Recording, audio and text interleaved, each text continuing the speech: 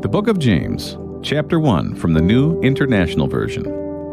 James, a servant of God and of the Lord Jesus Christ, to the 12 tribes scattered among the nations, greetings.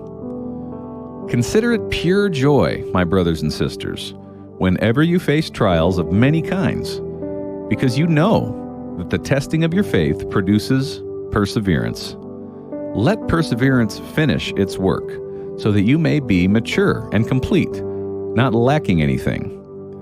If any of you lacks wisdom, you should ask God, who gives generously to all, without finding fault, and it will be given to you. But when you ask, you must believe and not doubt, because the one who doubts is like a wave of the sea, blown and tossed by the wind. That person should not expect to receive anything from the Lord. Such a person is double-minded and unstable in all they do. Believers in humble circumstances ought to take pride in their high position, but the rich should take pride in their humiliation, since they will pass away like a wild flower. For the sun rises with scorching heat and withers the plant. Its blossom falls, and its beauty is destroyed. In the same way, the rich will fade away, even while they go about their business. Blessed is the one who perseveres under trial, because, having stood the test, that person will receive the crown of life that the Lord has promised to those who love him. When tempted, no one should say, "God is tempting me." For God cannot be tempted by evil, nor does he tempt anyone. But each person is tempted when they're dragged away by their own evil desire and enticed. Then, after desire has conceived, it gives birth to sin. And sin, when it is full grown, gives birth to death. Don't be deceived, my dear brothers and sisters. Every good and perfect gift is from above, coming down from the Father of the heavenly lights, who does not change like shifting shadows.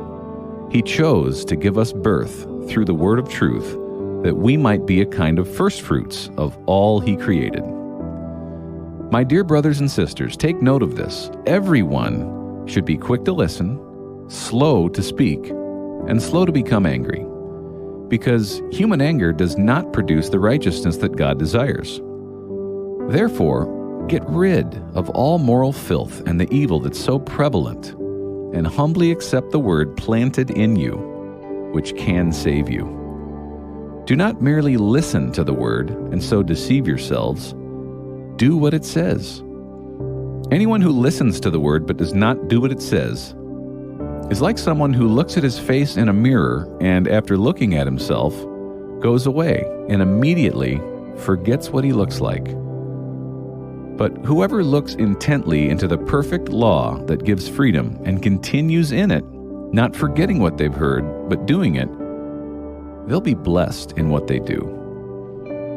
Those who consider themselves religious and yet do not keep a tight rein on their tongues deceive themselves, and their religion is worthless.